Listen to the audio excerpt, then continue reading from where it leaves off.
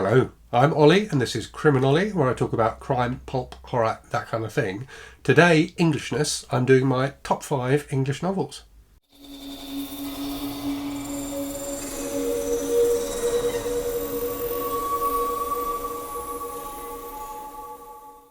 So this is a discussion that I think was started by Eric Carl Anderson and various other people have done. So I've seen Shelley Swearengen's done it, Michael K. Vaughan's done it, Steve Donohue's done it, a bunch of people have done it.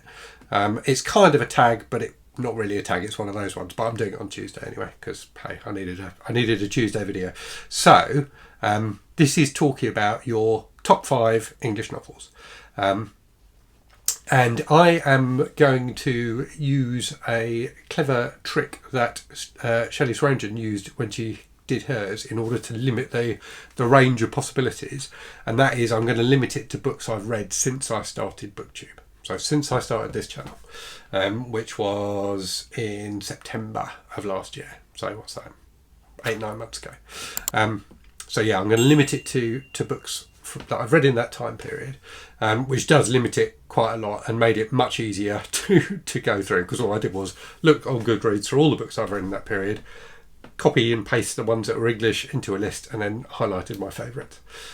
So this is the Criminolly version of the top 5 English novels tag, which means there is not going to be any Jane Austen. So if you're here for Jane Austen, you need to go somewhere else. Okay, here we go then. I'm going to do these in no particular order. Actually, I'll tell you what, I'm going to do them in the order of least likely to be on anybody else's top 5 English novels list.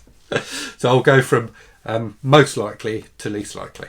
So book number 1 then, so most likely I think to be on anyone else's top 5 English novels list is Master and Commander by Patrick O'Brian. So the first of the Aubrey Maturin naval adventures, which I read a few months ago. I have read it before, so it was a reread for me. It's absolutely wonderful. So set during the Napoleonic Wars, about a ship's captain and a ship's doctor who end up on a ship together, a ship of the line, as it were.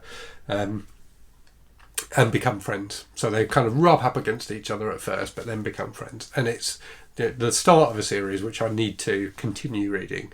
But it's a wonderful book about about male friendships, I suppose. But also it's just a love letter to boats, which might sound like not something terribly interesting to read. But Patrick O'Brian is so he knows his stuff so well.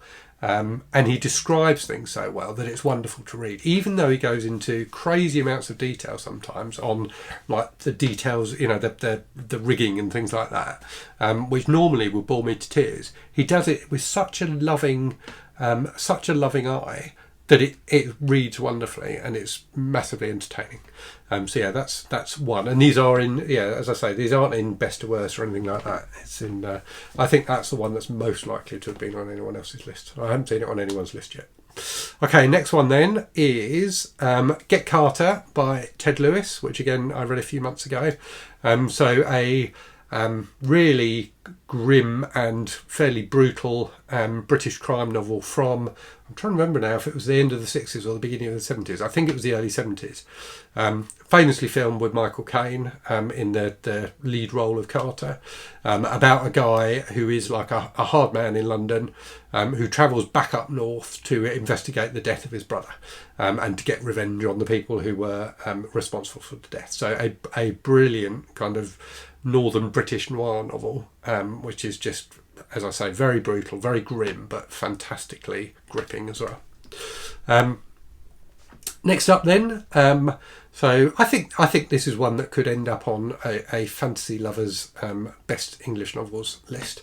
So Elric of Melnimine by Michael Moorcock. Again, this was a reread, so I had read this before, and I need to reread it again in the lovely Saga Press edition of it that I bought recently.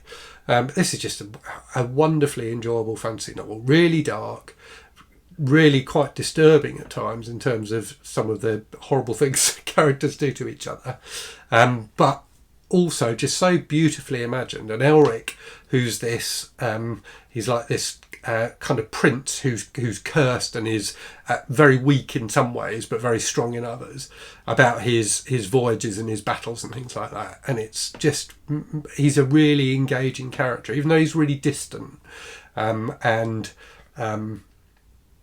almost quite oblique. It's still, he's still fascinating to read.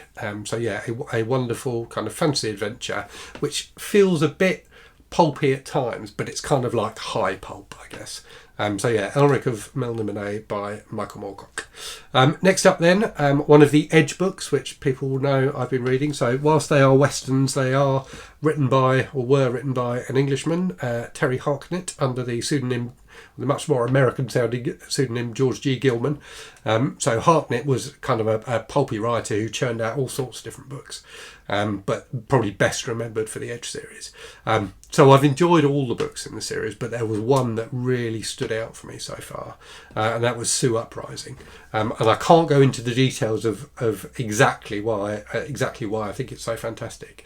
But basically, it's about the lead character Edge, who's an interesting character in himself. So he's really brutal and amoral. He is half Mexican, half Swedish, which is, I think, quite interesting. And I'm not sure how common multiracial, biracial characters are in Western fiction. But I think that's quite an interesting detail of him. And one of the things I think that Harknett does really well in these books is look at the kind of Wild West tropes and things like that with an outsider's eye. So whilst they were written in the 70s, and they certainly wouldn't be held up as as great examples of kind of balanced, inclusive writing. He does, the way he addresses race, for instance, is quite interesting. And he certainly he clearly views the white man as an invader into America, dispersing the Native Americans who are the rightful owners of the land. Anyway, Sue Uprising in particular features, so Edge gets married at the start of this book, which is probably a minor spoiler if you haven't read the earlier ones, and his wife gets kidnapped, and it's about him trying to find out what's happened to her and get her back. And the end of the book is one of the most fantastic endings I've read in a pulpy book for ages. It's just beautifully done. You don't see it coming at all, but it makes perfect sense when it happens, and it's perfectly in keeping with the rest of the series. It's just brilliant. Okay, book number 5 then. And when I was thinking about this list, I was thinking of, because I've read some books, some of the other English books I had on this list, like Piranesi was on this list, for example, of books I have read since I started BookTube, and Fellowship of the Ring by Tolkien was on there as well. What I was trying to think was, in 10 years' time, which of these books are going to be books that I particularly remember as having had a great time reading them, that really made an impression on me when I read them. And Piranesi is a great book, don't get me wrong, but I don't think in 10 years' time I'll still be thinking about it particularly. And the same with Fellowship of the Ring. I enjoyed it, but I don't think I'll be thinking about it in 10 years' time. So the 4 books I've mentioned so far, I think I will. I think I will remember those books because they all had something unique and interesting and special about them that spoke to me in some way. So on that note then, the final book is The Secret World of the Sex Witches by Anne Bilson, which is a gloriously filthy, very bawdy, very funny, very imaginative, kind of horror novel, but basically just a sex book about this young woman in, I don't know if it's Victorian or Edwardian kind of society, who gets possessed by this sex witch. And the sex witch basically makes her have relations with everyone she can find. And it's just about what happens thereafter. It's very, very funny and very, very rude, and I enjoyed it enormously. And I also, the other thing that makes it memorable for me is it was deliberately chosen as book 69 in my 100 book challenge. And if anyone remembers the video, the short video I did for that one, my son made an appearance in it as well, which was a great fun to film. So yeah, those are my top 5 English novels. Let me know if you've read any of them.